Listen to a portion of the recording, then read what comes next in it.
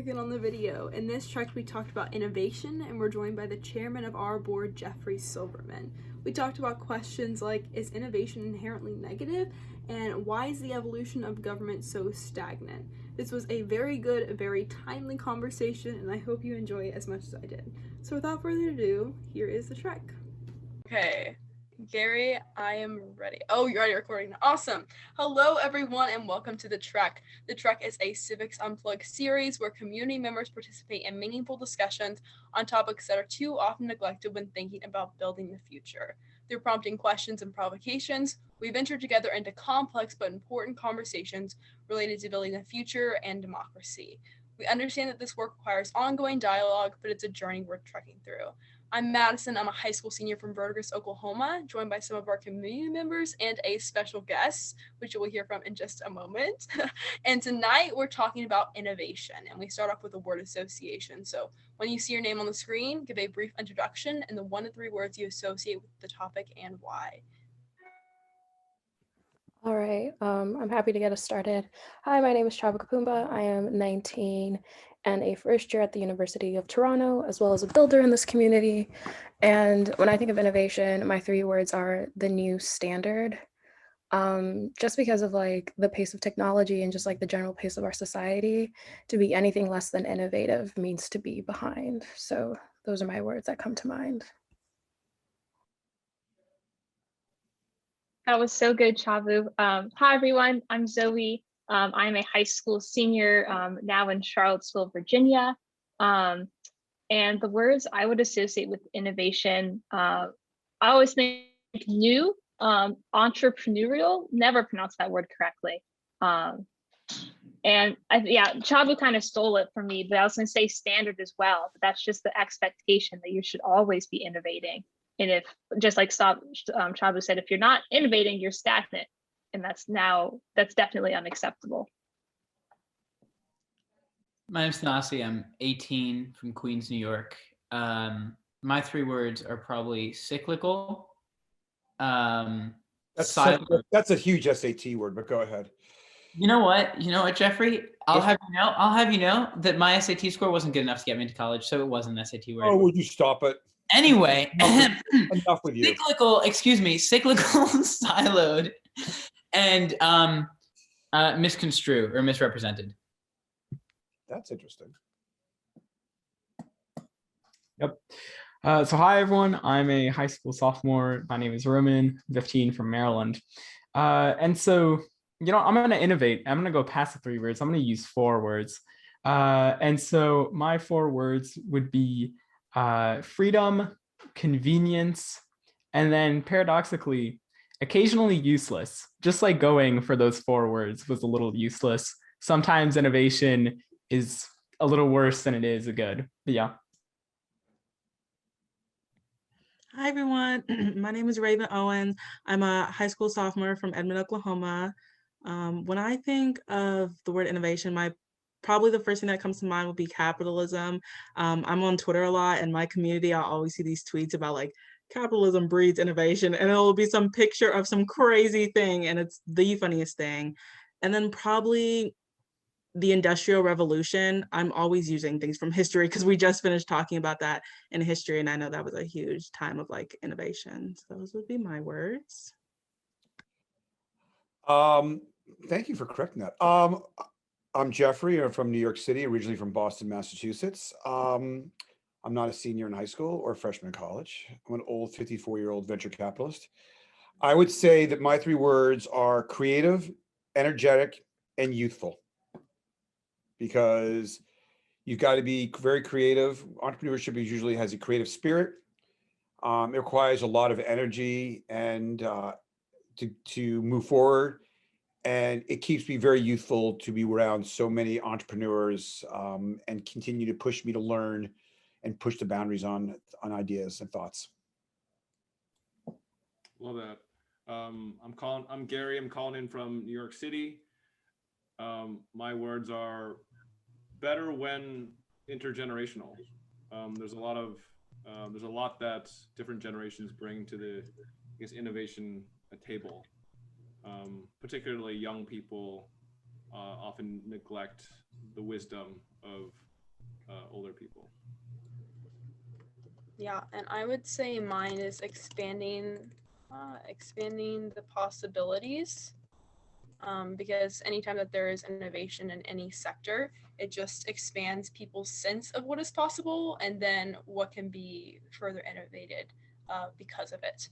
But thank you all for sharing your words. Now we can go ahead and hop into the conversation. So does anyone have a question or provocation to get us started off with? Let's all not talk at once. So I can start us off with a propagation. Let's talk a little bit about measuring the kind of benefits of innovation on our society. All right. So how do you define innovation? If no one else jumped in, I was gonna say there's a lot of people that say there's nothing new under the sun. And is innovation really something new, or is it just a new package of something that's already been around? So I don't know if that's like three. It's a question tree, but I jumped in kind of late, so I didn't do the word connection thing. But I like my words would have been like inspiration and combination, because I just, when I think of innovation, I think there's a difference between innovation and invention. Where like I feel like innovation, a lot of innovation comes from like being inspired by past ideas and building on what has taken place. So yeah, to your point, Tanasi, I think there is nothing new under the sun, and a lot of it is just finding new ways to combine good ideas. I feel like this is a good point to cite the wisdom that good artists steal. And I love that saying in the sense that like, so it's really about like taking something and making it your own. And there really is not too much new under the sun. And so seeing like how we can reiterate that to make it reflective of all our new knowledge, I would always measure that as like a net plus over anything else. Can I ask you guys something?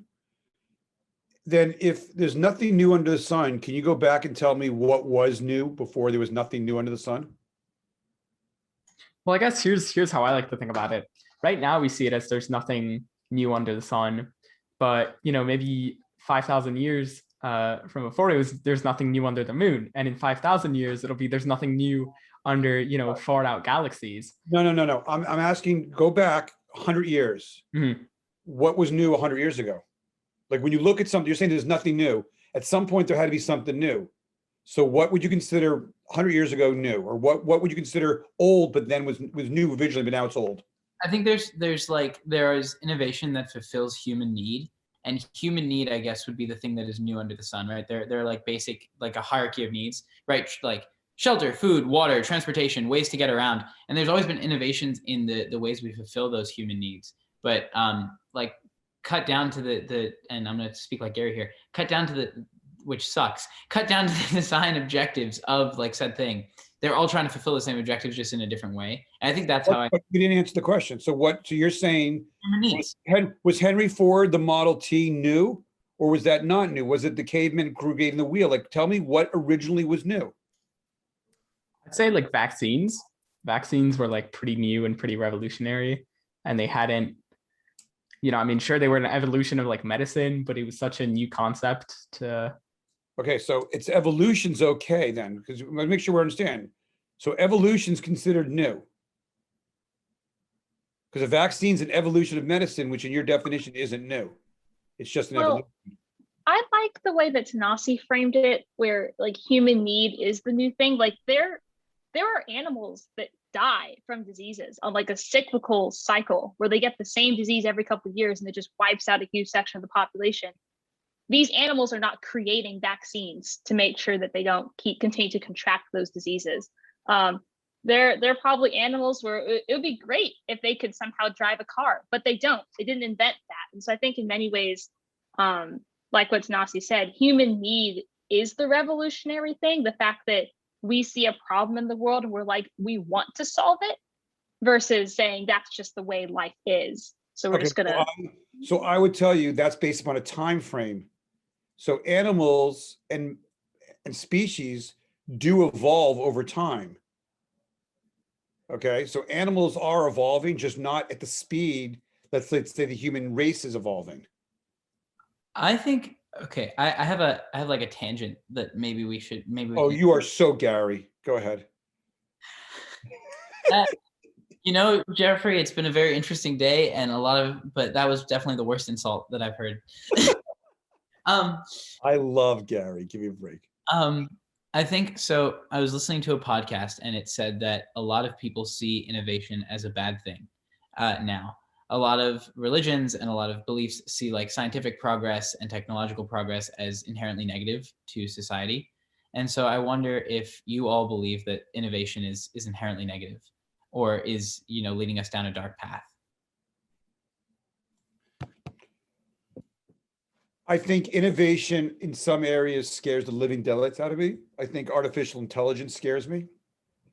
I think science innovation scares me when not all of it, like the vaccine, as Roman said, was a great innovation. Think about if we didn't get the vaccine, if we don't have the vaccine for COVID, what would we be like over the next 2, 3, 4 years? But the ability to, what's going on in China, the ability to almost create the perfect human being, melding genes and deciding you want someone to look and sound and blending, that type of science, that scares the living daylights out of me.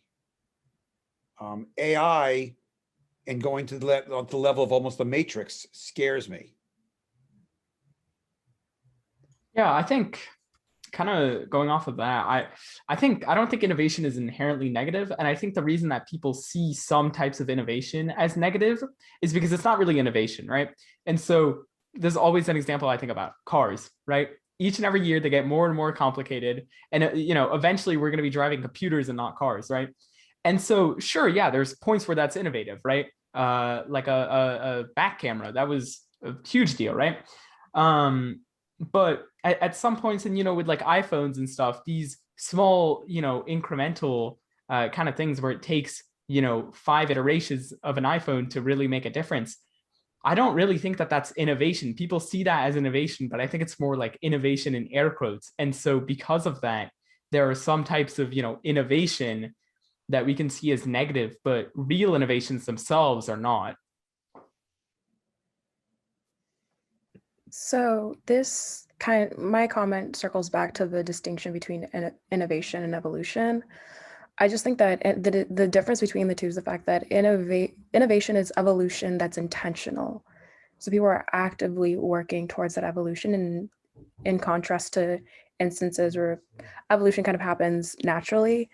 And I think that the reason why people have a lot of fear or negative connotation in relation to that is because you can't assume that the intentionality behind it is good.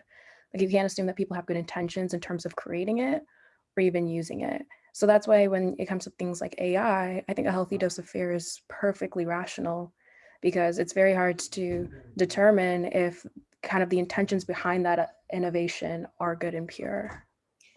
But you understand how we're talking out of two sides of our face. You're talking about, you know, we talked earlier on in the definitions that innovation is really putting down all boundaries and looking beyond the current way we look at life, looking at things very, very differently and having no boundaries. But then placing boundaries on innovation goes against what innovation really is. And it's just confusing to me. And I agree with, I don't have an answer for it, but we can't ask people to be, listen, white, you've got a blank canvas, go crazy. But we're not put boundaries on you. You shouldn't do this, you shouldn't do that. So who's responsible for drawing the lines? I think it's a societal responsibility to not draw the lines, but to direct the energy and ideation of people who like are building these things. Because you know, if we look at innovation, there's been a lot of innovation in like iPhones and a lot of innovation in like AI maybe, but in every other sector we've kind of stalled innovating. There's like tons of new fintech and tons of new this and that, but there's no huge innovations elsewhere. And it's because we've put all our eggs in one basket of like. Hold it. Give me an example where there's no innovation elsewhere. We haven't really innovated in the Moderna vaccine is a completely new way to develop a vaccine. Johnson & Johnson is old school. Moderna is new school. That's innovation. Yeah, no, I'm just saying, like, trend wise, like throughout the past decade, not COVID notwithstanding, Yeah. because everybody's, but that's my point. Wait, hold on. That's my point. When society directed all the energy into a positive innovation, right? It was society's job to tell everybody, okay, this is what we're going to put our brains to, and this is what we're going to do. And the Moderna vaccine is so new and so effective because it was everybody's brain, everybody's money that went to a research of one thing. So it shows the power of direction of society. All right. Well, the Moderna path to the vaccine was created before COVID. Yeah, that's wrong, Tanasi.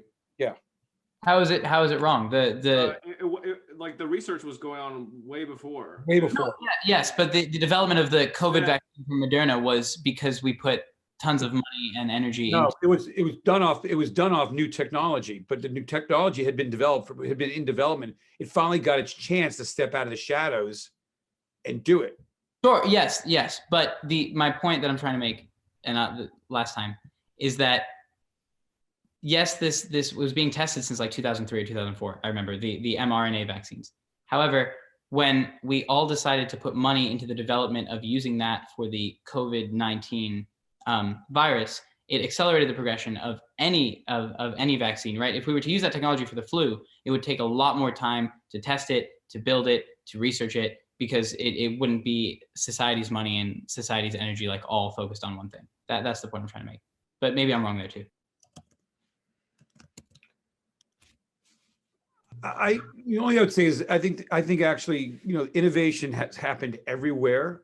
I think if anything COVID has done is it's forced innovation, forced adoption of new technologies, new processes across every sector in every country around the world. I think, our species is always driven to innovate. The question is what are the responsibilities society-wise? What does the innovation lead to? So if you want to go down another path and we want to get political, what happens when we have drones, self-driving cars, and everything else out there, and people don't have jobs? What's the responsibility of the governments to support society? Yeah, it's interesting that you brought up politics, because I think that my answer to this question is innovation inherently negative. I would have to say no, because now we're at a point in time where we have to innovate. I'm using Chabu's definition primarily as innovation is evolution that is intentional. Like, we have to innovate in order to survive. Like, we can't keep operating under the same organizing system, political system that we have been for, I completely agree. to come. Like, we have to create systems that evolve alongside society. And so, like, we have to innovate in order for, our society to even function in the future. And I mean, sorry, go ahead. No, go ahead. No worries. Okay, I was gonna say the thing I would add on Madison's point too about is innovation inherently negative is that we have to think about who innovation is benefiting. Like there are, I think the medical field is a great place to look, where we've made innovations, but it's at the cost of people. Like, we experimented on people who were marginalized in our society. So yes, we learned these great new things, but at what risk and to what communities? And so I think innovation is great when you're able to design it such that it can benefit the most number of people as possible. But I think there are a lot of ways that we've innovated, especially in the US in the past, that leave certain groups out very intentionally. So that's kind of a broader question of how do we make sure that innovation is helping everyone flourish versus a very targeted group, and perhaps leaving other people out of that. And in the same way that, like, there isn't necessarily a sector where innovation isn't taking place in some form, but it's not all happening at the same rate. And so when you enter situations where the growth isn't parallel in virtually every industry, then you run into issues that would put us in situations where, like, people are losing their jobs because we've, raced in innovation when it comes to technology and our ability to use technology instead of hiring out people, but have not innovated our job sector to kind of, or even our government and things like UBI to take those people into account as well. So the innovation can be happening in different places, but Usually it's at different speeds, and then that's when there's like a genuine cause for concern. The growth has to be parallel.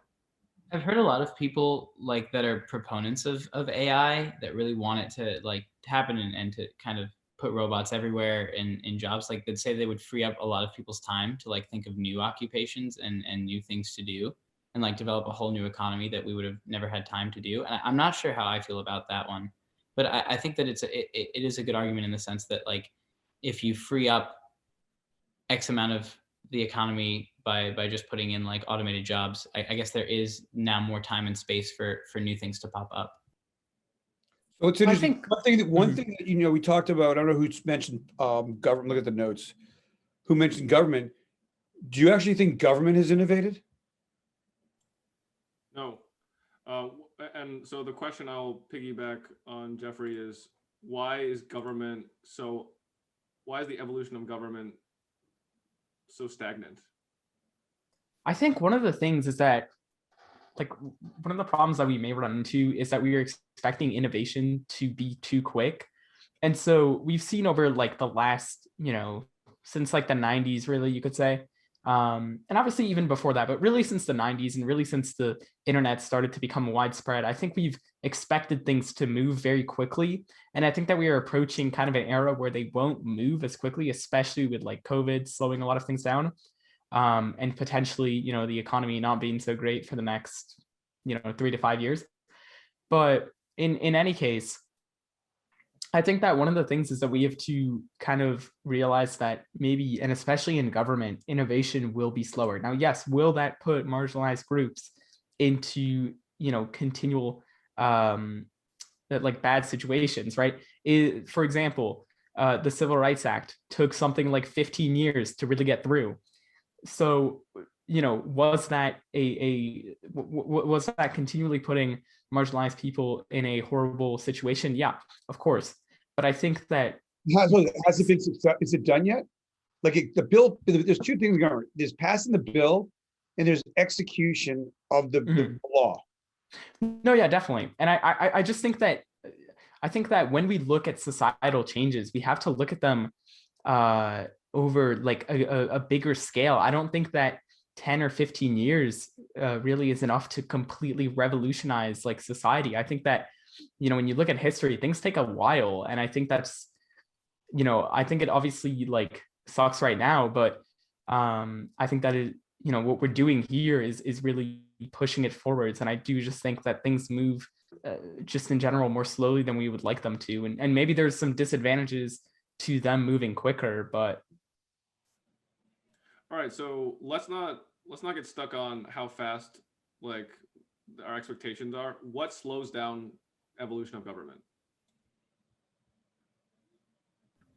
I don't think that there's a lot of incentive to get any better, right? Like I think a lot of people who are elected into office, their first concern is, can I get reelected, right? So that affects the whole way you approach your time in office. I think I can't read all of what Ashley said, but yeah, there's just so much hierarchy and things where like even new people who get elected who have great ideas can't actually act on any of those ideas, even though theoretically they should be able to. But then I would say another thing too, and this is perhaps trickling down to almost local governments, is that we, I think as like a citizenry, have a expectation that change happens quickly. And when it doesn't, something must not be going correctly. And there's actually a lot of really interesting data around schools that implement plans to help like target populations do better. And they tend to abandon them after only 2 to 3 years because they aren't seeing any changes. Well, kids have to go through, you know, multiple stages of grades, right, before you're gonna actually see the outcomes of these programs, but people won't wait. They wanna see the changes within 2 months. So we talk about government, so I'll throw it to you guys. We talk about government being slow or not innovating, you know, evolving at all. So, and you talked about, Zoe, that, you know, once you get elected, you're immediately trying to raise money to get reelected. So what's the solutions? How do we make government innovate? Instead of saying it doesn't innovate or it moves really slowly, what can we put in place that's realistic to make a change? I think the only thing is incentive structures. The government wasn't, like the US government wasn't created to innovate and change very rapidly. Like the principles of the government were very slow. Like, look how many steps it takes to add an amendment to the Constitution, right? Like, we weren't supposed to be able to consistently change and shift. And Give an example. So what would you do if you were dictator to the United States? What would you impose? I think incentive structure is the only way to. Give an example what you mean by incentive structure. So, okay, if we talk about the U.S. government and operating in the current system, I think like tax breaks and economic incentives for people who are innovating in a way that is both conducive to the communities that they're innovating in, but also conducive to the current needs of the country. Okay. So is it Amazon? No, you just discussed what Amazon is. Amazon innovated. Amazon created tons of jobs and created a tremendous amount of wealth for just not Jeff Bezos, but for other people. And yet you've got a group of people saying he has too much money, tax the living daylights out of him. So where's the line drawn? You've done exactly what we should do. You come to this country, you start a business, you build a business, you create jobs, you create wealth, and yet there's a portion of people that punish you for that. I think the reason that we see this kind of backlash to it is for, one of two things, or maybe even both. It's, first of all, kind of in general, our country was built upon rejecting a huge power, right? We were meant to kind of, like, this country was built to resist huge players. And I do think that is a good thing. I do think that a continued resistance and a continued competition between different groups is a good thing. And my second point, oh man, I forgot it. Oh yeah, because I think a lot of people, obviously, and like, we see a lot of people complain about Amazon, and then they go order stuff on Amazon like 2 days later. Right. But one of the problems is that sometimes that wealth doesn't trickle down as much as it should, or it's putting people at a disadvantage. So, for example, the environment is a great example. I can't talk about the environmental effects of Amazon because I just don't know them too precisely. But I think that they probably have done a good amount of harm to the environment, and so that is putting some groups, that is putting some groups at a disadvantage and others at an advantage, and so you're going to have that kind of continued struggle. And I don't necessarily think that it's a bad thing to have resistance to different powers and different groups.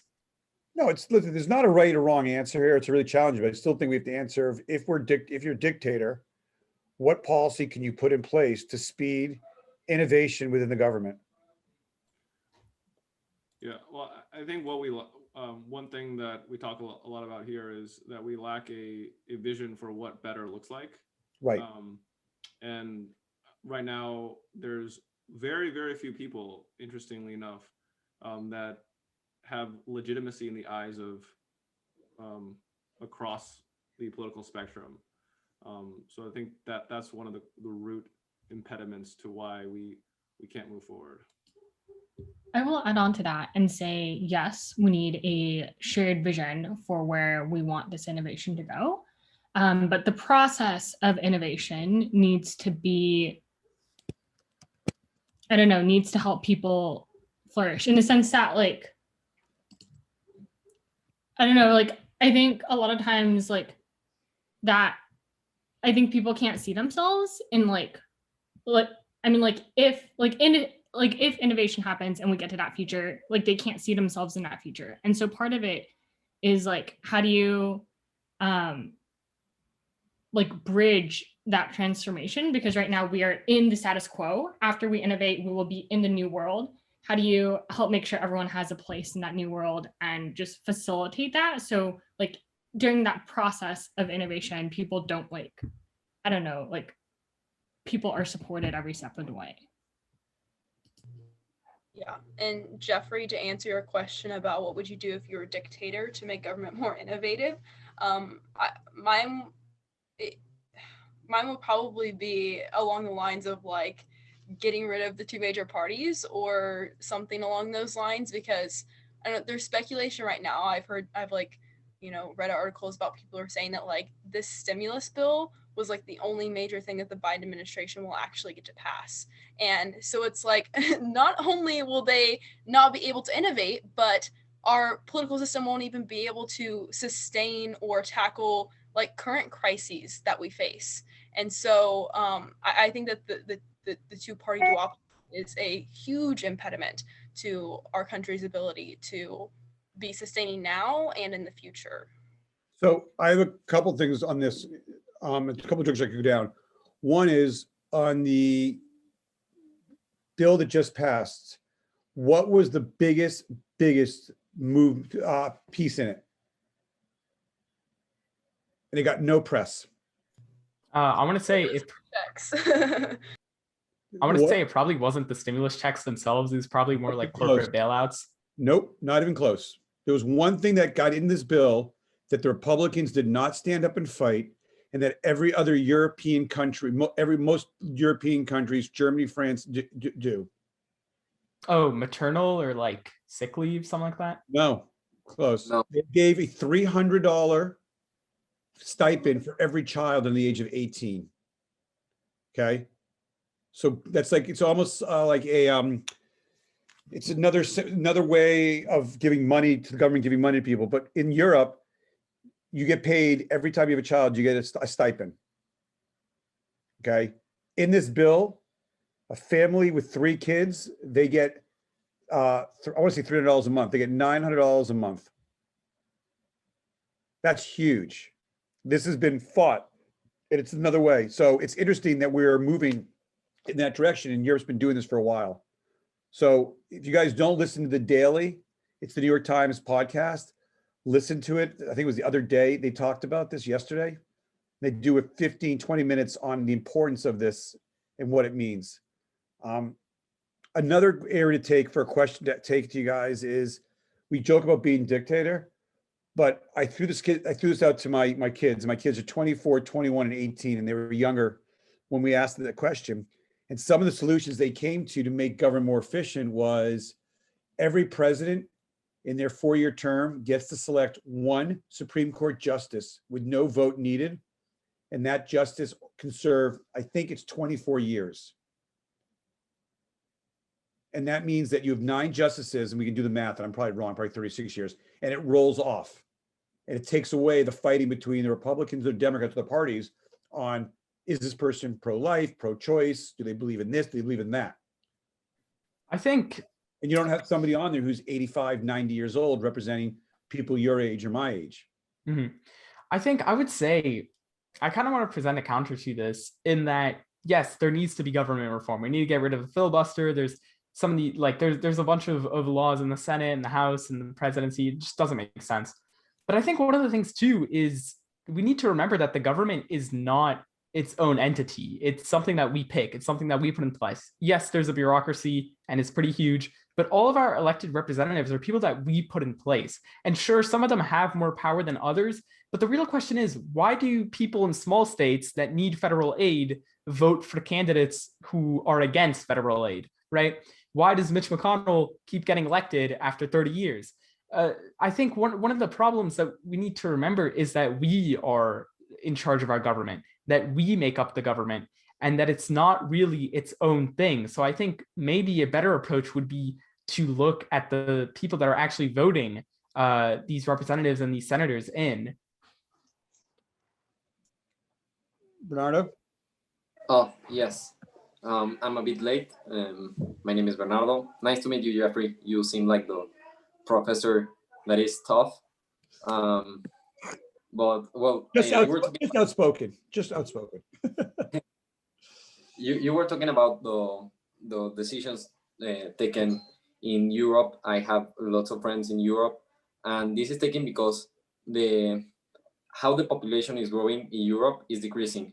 So I think each country takes their decisions by how their situation is. And when you were asking about the dictator, I think it would be really dumb by myself to come up with a solution that doesn't represent everyone. If I come up with a solution, I will probably represent Latin groups. I would probably represent people young, but I wouldn't represent analysts or investors because I'm not in that position. I think what government has failed it's really a lot of innovation in government. I don't think there are not innovations in all the sectors. There are innovation in all the sectors. Today I was watching the Barcelona PSG game, and for example, how they were playing the 5-3-2.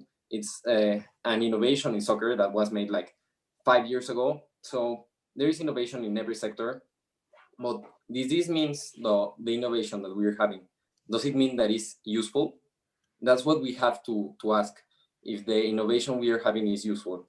And certainly the problem now is, and mostly in the United States, that you have an oligopoly, that it means it's not a monopoly because it's not only one controlling, but it's an oligopoly. It's only two mainly groups representing all the politics for a country. It's blue or red. And the problem with this is that now the representators don't represent people. They represent the goals for a party, for a political party. And yeah, I'm not U.S. citizen, and I am Mexican. I live in Mexico, so I think I can see the perspective from outside, and that's what I am trying to do. I think the main problem is that there is an oligopoly in the American democracy, and there has been a lot of innovation in democracy. And nowadays we have a lot of political theories that weren't 20 years ago and that can be useful. And now new politicians can have a new perspective to see the problems. And I think that's why we have to come back. Innovation is good, but we have to come back to a system we know that is useful. Innovation is good, but when it's useful, you can have these things that are new but aren't useful. We need things that are useful, and the political system where democracy in the Greek, the antique Greek, was used for the people. The democracy served for people, and people served for democracy. It wasn't like red or blue who wins. The people didn't worry about it. There were representatives for each people and each group, and that's why the decisions were taken into account, representing all groups. And because of that, mostly all of the dictators around the world have fallen, because it's a system that was innovation in some time, but it wasn't useful. For example, in Cuba, the dictators that were in Cuba weren't useful, and that's why revolution happened. So yeah, that's my comment. Nice job. I want to piggyback on kind of what Bernardo was talking about, but also tie it back to something that Roman was saying as well, of like why do people like essentially vote against their self-interest, and why people actively vote for things that, you know, maybe it wouldn't affect them at all, but it could make someone else's life better, and people vote against those things. I think that's something we always talk about, that there's just such a huge lack of empathy, and that there's a way that we just need to really change the way we think about politics and government. The really, I think it's a really sad example from Kentucky. You know, obviously the Affordable Care Act was passed. There are a lot of people in Kentucky who don't have health care, but have a lot of chronic health conditions. And so they went to these counties in Kentucky and they were asking people, so how do you feel about Obamacare? And they're like, we hate it. It's the worst thing. It's this socialist package, all this stuff. And then they said, how do you feel about Kentucky Care? And they're like, that's great. That's the only reason me and my family have health care and all this stuff. And they're like, it's the same thing. We just call it Kentucky Care in the state of Kentucky. So it's a perfect example of how, like, people just vote against their self-interest. People are smart. They know that they got health care from that, but they acted against their self-interest because we've been able to convince people that they don't need a service that they need. And so how do we make sure that people can look beyond that and can empathize as well, and recognize that, you know, I'll lose a little bit in the short term, but that helps other people in the long term. But yeah, that case study always just confounds me every time it pops up. Yeah, I mean, that's a great point, Zoe. I think it points back to what I was talking about earlier about the two-party system. It's like we've made politics and people's lives a game.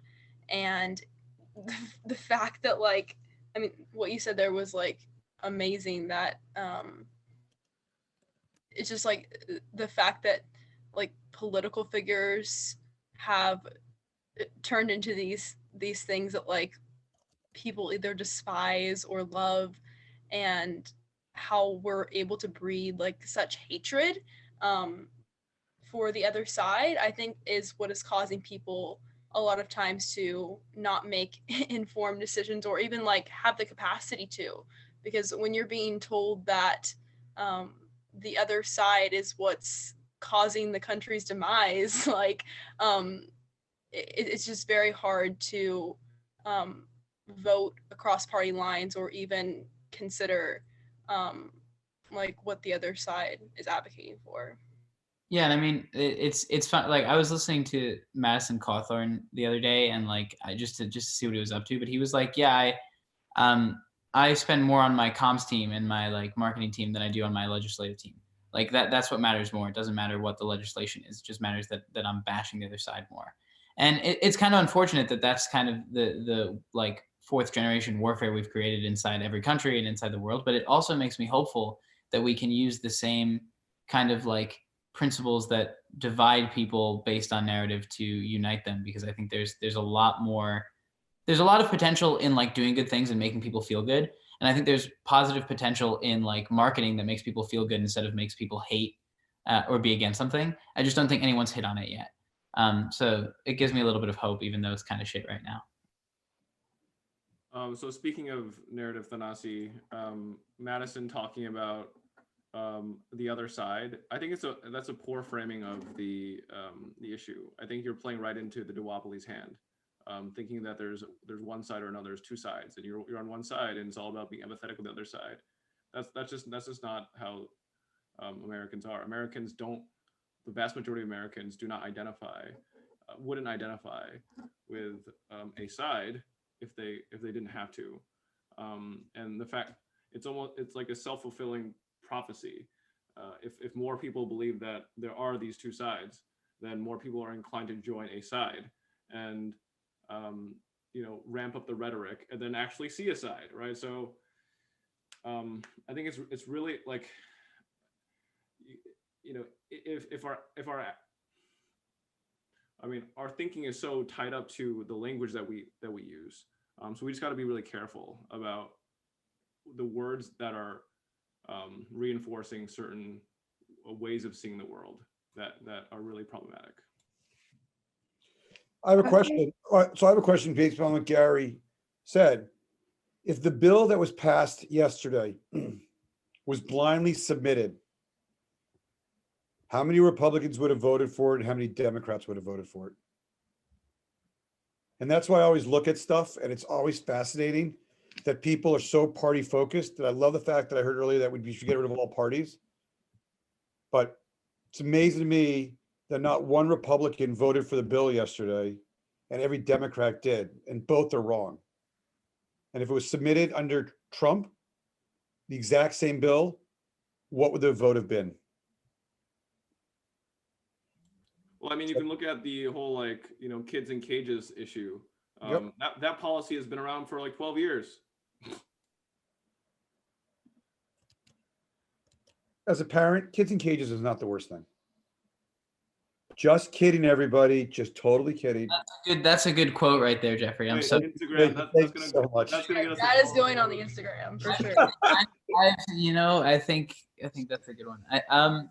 What's also very interesting is that taking Democrats and Republicans out of it, the system is just so inherently flawed that anyone operating within it right now is not going to be able to change it. And that's why I'm very skeptical of politicians who say that they're going to go in and make all these massive governmental reforms, because it's totally impossible. Like theoretically, logically, mathematically, wherever you want to approach it, it's impossible to change the system of government from the inside. The only thing that's going to change it is a massive push from the outside, in my opinion. Because You know who the most powerful could be? Corporations. Yeah. So think about this. We can talk about green energy. All the major car manufacturers have just come out and said by 2030, 2035, 2040, all electric cars. They didn't need government to come down and say, do it. They knew that was the best reason for their business to grow, that this was what your generation and generation behind you are going to insist in. So they're building for the future. If you want to get rid of guns, then all the credit card, MasterCard and Visa and American Express has to say is, we will not accept any credit card, any gun charges on our credit cards. Done. Corporations have more power than government. Yeah, definitely. I think I'm naturally inclined to be like a little skeptical of corporations. And especially you mentioned the green energy thing. I mean, in 2015, we were hearing that in 2020, I remember this very clearly. I remember all French companies being like, in 2020, we're all going to be driving electric cars, and now it's 2030, and we're going to get to 2030, it's going to be 2040. But and maybe it's our responsibility, because corporations are nothing without people buying their products, and so yeah. And that's the incredible thing, Rowan, is that I think we as citizens have so much more influence over corporations than our own government, which is really weirdly messed up. That like people boycotting services, people change their behavior. I hate to keep giving more examples, but like Dave Chappelle had a show that he didn't want to be aired on Netflix. People stopped watching it and Netflix took it off at a financial loss, because people were like, we're not going to support you because you're not going to listen to his wishes, right? That blew me away, by the way. Yeah, like the fact that we have so much influence over corporations, then that obviously can funnel into how they affect government, but also that we can circumvent government in a lot of ways. If corporations become greener, we don't need the government to make the world a greener place. Kind of blowing my mind because corporations are so much more responsive to people, and they literally hire people to understand people. That's not happening in government. And yeah, I mean, they're so powerful. Getting them on the side of whatever issue is such an important leverage point. I mean, I think the people that are hired to understand people in the government are the representatives. Like that's their job, is to understand people. But the problem is that the accountability structure we've set up in government has been around for so long that they found ways to circumvent it. But the accountability structure in capitalism is that we can just withhold money in mass amounts. And I'm just waiting for one cause to make the argument, right, that like doing social good makes a shit ton more money than doing social bad. I'm waiting for that argument to be like really well articulated, because I think that's going to be the beginning of getting corporations on your side and just pushing the government along with it. Bottom line is, if there's a demand for it, they're going to do it. And the only thing I'd say, I think, Roman, you said it, they get said 20 years ago, the technology wasn't there. The technology for electric cars is progressing very, very quickly. And so say by 2040, 2035, much more realistic. Will it be 100%? No, I'd be surprised. But yeah, and years ago, 15, 20 years ago, you were not able to do this. Yeah, and so what I wonder, like something that just because of what Zoe said, I think I'm wondering if my like natural like skepticism towards corporations like changing is the same one that people have towards government, right? Like political apathy. And so that's I think is something interesting to think about too, right? If everyone is skeptical of corporations, then we kind of end up like in the same situation where we are right now with government, where people don't trust the government, and so they don't vote for representatives who seek change, right? They kind of, people don't vote, people don't end up participating in it. And so I wonder if, my way of thinking could be impacting that. But yeah, I think that's something interesting to take away. Yeah, for what Roman was saying, I think corporations change because they have to. If not, they die. Government doesn't die if they don't innovate. Only if in critical cases, and then it occurs a revolution. But if not, they don't have to change. And I think that's what happens in a lot of developing countries, such as in Mexico, right? Because politicians take the power for years, they take money, and then they run away, and they don't have like this concern of this country, because they know people will not attack. When they see danger is when they act, but before they don't have to innovate. But in other ways, I think the really innovation in politics and in governments has been in the theory, where institutions and where outsourced people to the government have done really innovative things, and that's why I think corporations succeed, and public corporations especially, because they have investors and they have these reunions. I don't know how to say it in English. I think it's the same, but they do these assemblies where they call all the investors and they think about how they can innovate the corporation, because yes, they can innovate in a lot of ways, but useful innovation, and that's how they innovate, taking account the opinion of the investors and critical users of their products or services.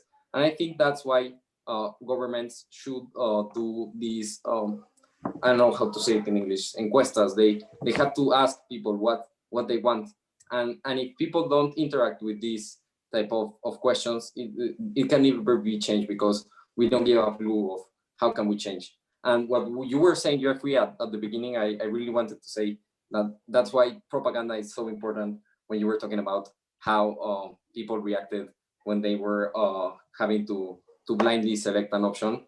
And I think that's why propaganda is so important, and that's why we have to not go just for a color.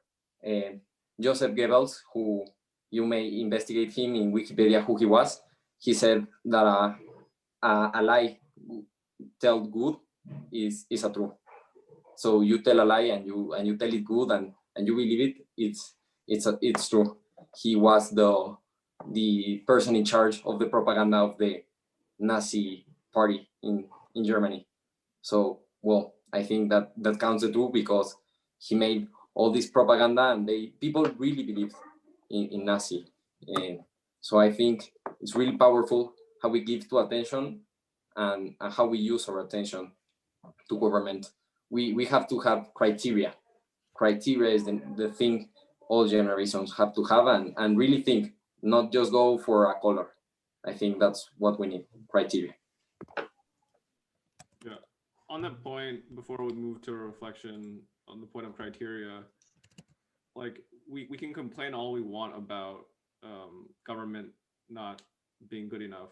What does our dream government look like? And I think it's not easy for many people, or almost anyone, right, to answer that. It actually takes quite a bit of knowledge, and imagination is also a skill, right? Being able to imagine a future that isn't bleak is a skill. Yeah, absolutely. I'm gonna go ahead and send the notes in the chat so that you all can look at them and think about what you're going to say for your reflection. I can go ahead and get us started off. I was really surprised at how much this conversation pointed to the power that just ordinary people have. I guess going into this conversation, I thought that innovation was more in the hands of inventors or people, I guess now in like the tech sector and people in government, but really just like all signs point to people power. And I think that's true for like government. You know, we had the conversation about electing representatives who are actually going to do things that better people's lives. It's true for corporations, you know, using your dollars to in order to like advocate for innovations. And then also in just like simple things like your language. Gary called me out for using language like the other side, and it just happens on every single scale, and it just really reaffirms the power that just we have in innovation, which I feel like isn't how that normally feels. Yeah, so I can definitely go next. I think one of the major takeaways that I got from this conversation was kind of to look at things in a more holistic and like Madison was saying, a more people way, right? Innovation isn't a kind of, you know, it's not up and down, but it's a kind of whole movement, right? Innovation isn't just Apple making a new iPhone, it's the whole world adapting around that and creating new ways to use that, right? And so I think really the big takeaway is that innovation is a people process. It's something that everyone is part of, and it's something that everyone is going or should contribute into, right? And so I think that applies to government as well, to think about it more as a, kind of people block, right? And to really, I wouldn't say reduce skepticism, because I still think that there needs to be a constant kind of resistance to things, but to look at things in a more holistic and objective way, I think is really the main takeaway.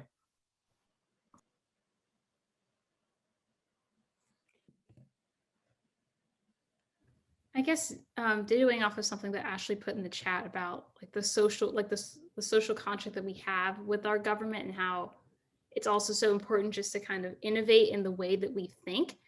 And so the thing that I'm left with thinking is like, what should our relationship with government be? When the United States government was founded, there were probably functions that it was in charge of that were necessary, but in many ways we're seeing innovation happen at a people or a corporation level. And so it's possible that it's time to start rethinking, like, what do we want our government to be doing for us? And then how do we actually move government in that direction? Instead of kind of sticking to tradition, the way we've always done it, for the sake of doing things the way we've always done them. You're sounding very libertarian. I knew I knew that comment was coming. I was like, I sound like a libertarian. It's not what I'm trying to say, but just going to let you know, if you take away titles, that was a libertarian comment, and there's nothing wrong with it, because I totally agree with you. What role over the last 3 months, I've been getting so much more like. But you think about it, what role should government be playing in your life? And that is where libertarians fall. I think that this conversation has provided with a lot more hope of what innovation could look like if directed in the right way. And on the libertarian comment, I think that government plays a huge role because they are not beholden to money or consumers.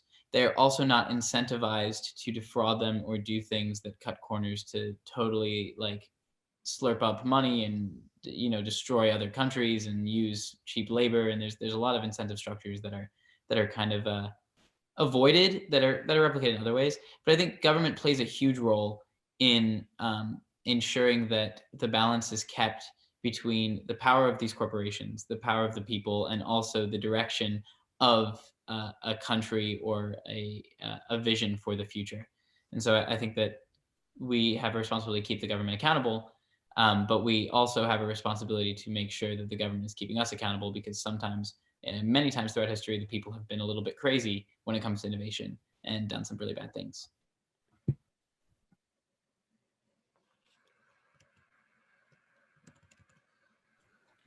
I would say you should expect, I would not give government an out for being innovators. I think government has to learn to innovate. I think government has to learn to evolve. The same way you want our education system to evolve, the same way you want our technology to evolve, all the different things, government should not be held it should be held as accountable as every other sector and corporation we expect from. Yep, completely agree. And that's what I wanted to add to this reflection, that we really need to expect a lot more from our leaders. But with that, we need to actually, again, imagine what our ideal situation looks like and use our people power to create the conditions where people are actually incentivized to be that person.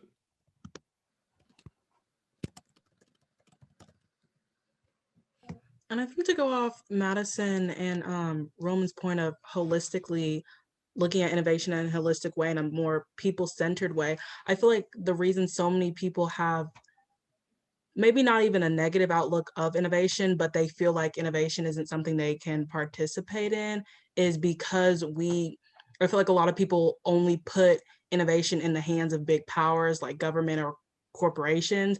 But in reality, if those people would learn that they have a big effect on how corporations act, I feel like innovation would happen a lot, not a lot more, but in a more like people-centered way, if people just realized they had a lot of the power to affect these major corporations. And and especially because I don't think we need to look at government all the time, especially when we have such major corporations that sometimes enact change faster than government in some ways. I feel like a lot of people need to focus more on the power they have in affecting corporations and their communities rather than government itself.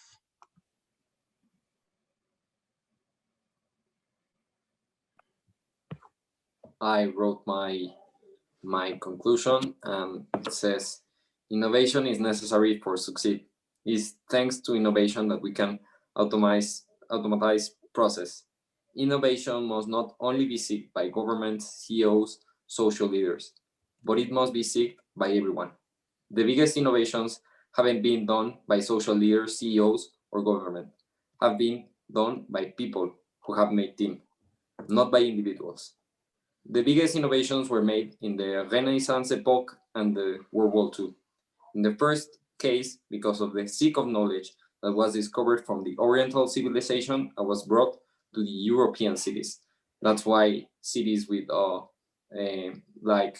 Liverpool, the Gibraltar, the French Iberia, Rome, Venetia, that have an easy access to the Mediterranean Sea were so important during this epoch. In the second case, innovation was made to defeat the other side. It was a competition between sides to see who won. Motivations and innovations were completely different between these two epochs, but they were made because of the concentration of people for a common goal. If we concentrate our forces and we communicate as a team, we can make things happen. So that's my conclusion.